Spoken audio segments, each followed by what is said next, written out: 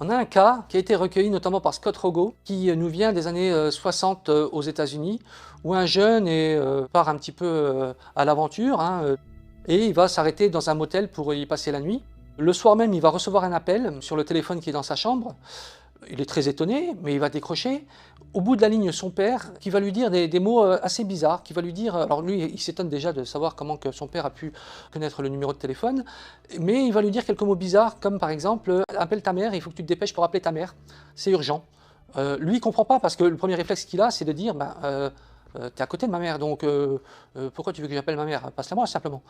Et donc il n'arrive pas trop à comprendre, et la conversation coupe comme ça, aussi sec, aussi vite qu'elle est venue. Mais c'est le lendemain qu'il apprend qu'en fait, son père était décédé au moment même de l'appel. À l'heure précise où il a reçu l'appel, son père était décédé.